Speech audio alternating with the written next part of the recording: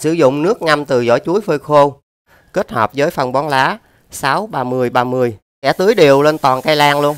Những cái phần vượt thêm của cây lan cũng đã phát triển rất là tốt và thân cây thì rất là mập mạp, ngồng hoa đã ra thì rất là to. Chào các bạn, rất vui được gặp lại các bạn trên kênh của mình. Hôm trước mình đã có làm một clip về cách dùng nước vỏ chuối khô để làm phân bón lá cho lan hồ điệp để giúp cây sinh trưởng và phát triển tốt, lá to khỏe và rễ thì phát triển rất là tuyệt vời cho các bạn xem. Và hôm nay mình muốn làm một cái clip mới về cái cách kích ngồng hoa lan hồ điệp cho các bạn. Đối với những cây lan chỉ có 2 cặp lá như thế này, chúng ta vẫn có thể hoàn toàn kích hoa được nha các bạn. Và cách làm của mình là sử dụng nước ngâm từ vỏ chuối phơi khô. Và những vỏ chuối khi các bạn đã phơi khô xong như thế này thì chúng ta sẽ cắt nhuyễn ra và lấy một lượng vừa đủ. Các bạn sẽ tiến hành cho nước vào đây.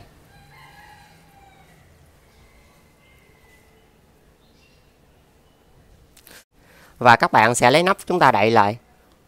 Và các bạn để ở trong mát khoảng 3 ngày cho lên men thì nó ra được một cái hỗn hợp như thế này, và mình đã có chia sẻ cho các bạn rồi. Thì thành phần trong nước vỏ chuối có chứa một cái hàm lượng vitamin nhóm B rất là lớn như là B6, B12, và thêm nữa nó có chứa một cái hàm lượng kali và phosphor rất là lớn. Hai chất đó là giúp kích thích ngồng hoa phát triển đó các bạn. Và đối với những cây lan hồ điệp chỉ có 2 cặp lá như thế này và mình sử dụng nước chuối để mình kích hoa thì cây lan sẽ không bị mất sức. Và khi tiến hành kích hoa thì các bạn nên kích vào mùa nắng, vì trong mùa mưa cái lượng đạm có tự nhiên trong nước mưa chiếm một tỷ lệ rất là lớn, do đó cây ưu tiên phát triển về lá và rễ. Và trong quá trình kích hoa thì các bạn vẫn tưới nước và chăm sóc bình thường. Thì như các bạn đã biết, đối với cây lan hồ điệp mà để cho phát triển ngồng hoa trong quá trình tự nhiên thì cây lan rất là lâu la hoa. Và để kích được hoa thì cây lan phải dồn hết dinh dưỡng để mà nuôi hoa. Do đó để tránh cây bị mất sức thì chúng ta nên sử dụng nước chuối khô kết hợp với phân bón lá 6-30-30 để mà kích hoa thì nó sẽ tốt hơn. Và bây giờ mình sẽ bắt đầu làm. Và các bạn tiến hành cho nước chuối khô vào bình.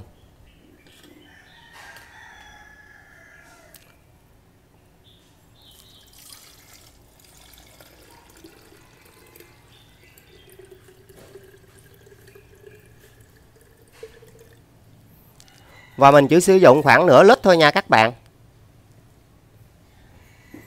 Còn cái phần này còn lại thì các bạn dùng nước máy bình thường chúng ta sẽ đổ vào đây. Và các bạn đậy nắp lại và các bạn để ở chỗ mát. Và chúng ta sẽ sử dụng tiếp. Và tiếp theo các bạn sử dụng cái loại phân bón lá NPK 6-30-30 cộng với những yếu tố vi lượng. Thì hai cái hàm lượng này chính là phosphor và kali. Nó ở cái tỷ lệ rất là lớn. Và cái hàm lượng đạm thì nó giảm, nó chỉ có 6 thôi. Nó sẽ giúp kích thích ngồng hoa nha các bạn. Và đối với loại phân bón lá này chúng ta dùng với 1 gam cho 1 lít nước. Do đó chúng ta chỉ sử dụng có nửa lít thôi. Thì ở đây chúng ta sẽ dùng nửa muỗng.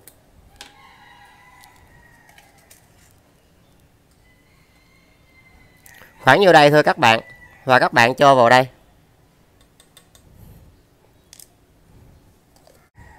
Tiếp theo các bạn sẽ đậy lại.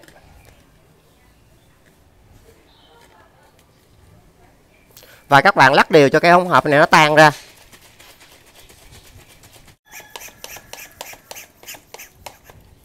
Bây giờ chúng ta sẽ tiến hành tưới. Thì các bạn sẽ tưới đều lên toàn cây lan luôn. Và các bạn nhớ là mỗi tuần chúng ta tưới đúng 1 lần.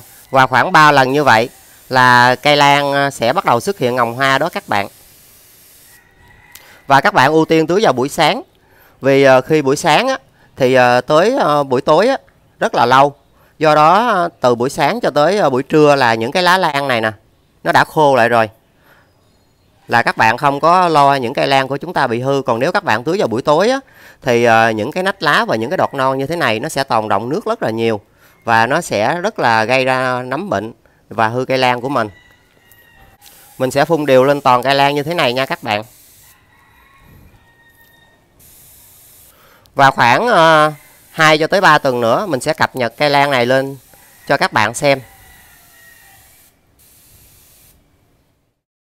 Hôm nay là khoảng thời gian sau 2 tuần mình sẽ cập nhật lan hồ điệp đã kích hoa bằng nước vỏ chuối và phân bón lá. Hiện tại cây lan đang phát triển rất là tốt và có phần hỗ trợ từ nước vỏ chuối, do đó những cái lá non này phát triển rất là tốt, rất là xanh tươi và to bản. Thì đối với lan hồ điệp, khi chúng ta hỗ trợ bằng nước vỏ chuối để kích hoa, phần dược thêm rất là cao, đã dài ra. Và hiện tại cây đã có ngồng hoa rất là mập mạp, cây phát triển rất là tốt. Khi trồng tại nhà thì những cái lá này nó có bị những cái đốm, nhưng mà mình sẽ không có xử lý nha các bạn, vì mình hạn chế tối đa thuốc bảo vệ thực vật. Thì lâu ngày những cái đốm đó nó sẽ đen lại, và sức đề kháng rất là mạnh ở trong cây lan, nó sẽ vượt qua. Và khi chúng ta trồng tại nhà thì do điều kiện chăm sóc không có được lý tưởng giống như mua những cây lan từ cửa hàng về, do đó những cái lá lan không có được đẹp. Nhưng mà bù lại khi chúng ta chăm sóc tốt và với sức đề kháng mạnh ở cây lan thì bộ rễ phát triển mạnh, và rễ nó chính là miệng ăn của cây lan. Do đó khi rễ phát triển mạnh mà những cái lá trên đây mà có bị những cái vấn đề về sâu bệnh thì nó cũng sẽ tự lành lại và nó phát triển một cách tốt nhất. Có sự hỗ trợ từ nước vỏ chuối để kích hoa thì ngồng hoa ra rất là to và mập. Những cây lan chỉ có từ 2 cặp lá thôi, chúng ta vẫn kích hoa được nha các bạn. Những cây lan mà nó có từ 3 cặp lá giống như cây lan này thì nó sẽ ra nhiều ngồng hoa hơn.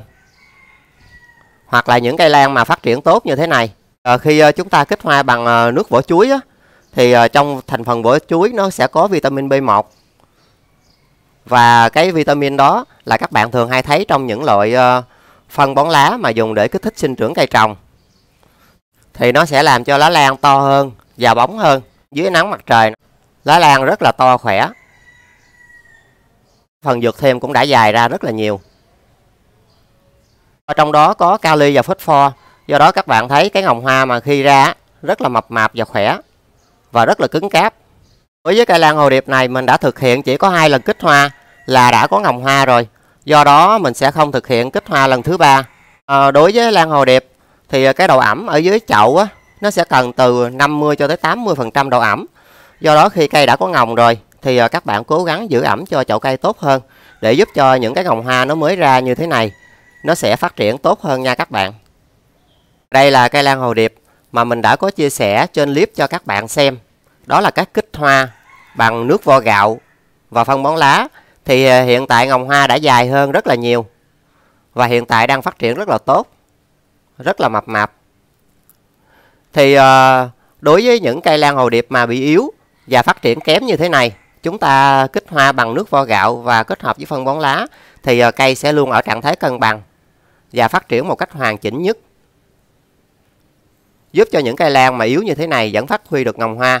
Còn do trồng tại nhà thì những cái đốm lá trên cây lan hồ điệp nó rất là nhiều, và mình đã hạn chế tối đa sử dụng thuốc bảo vệ thực vật. Lá lan các bạn thấy nè, nó sẽ tự động nó sẽ khô lại và nó không ảnh hưởng gì cả. Còn những cái lá mới nó ra thì hoàn toàn khỏe mạnh. Chúng ta chăm sóc những cây lan hồ điệp mà với một cái điều kiện bình thường nhất, những cái cây lan như thế này nó dẫn ra được ngồng hoa và phát triển một cách rất là mạnh mẽ. Và trong giai đoạn kích hoa thì các bạn hạn chế tối đa việc sử dụng cái lượng đạm có hàm lượng cao để bón cho cây. Vì đối với kích hoa mà hàm lượng đạm cao quá thì nó sẽ nghiêng về phát triển về lá và rễ. Thành phần của phân bón lá chiếm một cái lượng đạm rất là nhỏ, hỗ trợ để giúp cho cây lan trong quá trình kích hoa được cân bằng hơn. Thì các bạn nên ưu tiên kích hoa vào mùa nắng, vì trong mùa mưa cái lượng đạm có trong nước mưa nó sẽ chiếm một cái hàm lượng rất là lớn, nó sẽ gây cản trở quá trình kích hoa. Mà nếu các bạn có kích hoa trong mùa mưa thì chúng ta nên thực hiện việc che chắn lại, để giúp cho những cây lan nó sẽ tập trung tối đa dinh dưỡng và nó sẽ hoàn thành nhiệm vụ kích hoa. Trong quá trình kích hoa thì các bạn vẫn tưới nước bình thường. Còn riêng mình thì mình hay sử dụng nước máy để mình tưới. Nước máy khi các bạn tưới thì cũng không có cần phải để trong khoảng thời gian, mà mình tưới trực tiếp luôn. Tất cả những cây lan nhà mình đều tưới giống như vậy hết. Và đối với lan hồ điệp, từ lúc cây lan đã nhú ngồng và đến lúc phát triển lên và đến giai đoạn đã dài hơn nữa, và chuyển sang giai đoạn ra hoa nở đẹp rực rỡ, thì các bạn có thể dùng nước bột gạo rang, nước vo gạo hoặc nước từ bột vỏ trứng mà mình đã có chia sẻ trên kênh. Những chất có trong đó là hoàn toàn tự nhiên, do đó cây trồng hấp thụ một cách cân bằng và phát triển toàn diện nhất. Do đó những cánh hoa khi nở lên rất là cứng cáp và đẹp. Và khi các bạn muốn cho những cái bông hoa này nó nở nhanh hơn thì chúng ta sẽ đặt cây lan hồ điệp ở những nơi có ánh sáng, nhưng mà ánh sáng vừa thôi. Còn nếu mà ánh sáng mà cao quá thì những bông hoa này rất là dễ bị héo, và nó sẽ kéo theo là những cái lá lan này sẽ tiếp xúc ánh nắng cường độ cao, nó sẽ bị vàng đi. Do đó khi chúng ta muốn những cây lan hồ điệp này nhanh nở thì các bạn đặt ở những nơi ánh sáng vừa. Còn nếu mà những nụ hoa như thế này các bạn muốn chậm nở hơn, chúng ta sẽ đặt ở những nơi mát mẻ và hạn chế tối đa ánh sáng, hoa sẽ chậm nở hơn. Vậy là chỉ bằng những cách kích hoa đơn giản từ những chất có trong vỏ chuối khô và phân bón lá, chúng ta vẫn kích hoa được những cây lan hồ điệp chỉ có 2 cặp lá một cách rất là đơn giản và dễ. Và video mình cũng xin tạm dừng tại đây. Yêu quý mình các bạn nhớ like, chia sẻ và các bạn nhớ nhấn chuông để tiện theo dõi những video mới nhất mình up lên cho các bạn xem. Và bây giờ thì xin chào và hẹn gặp lại các bạn những video tiếp theo. Chúc các bạn thành công trong việc trồng lan hồ điệp.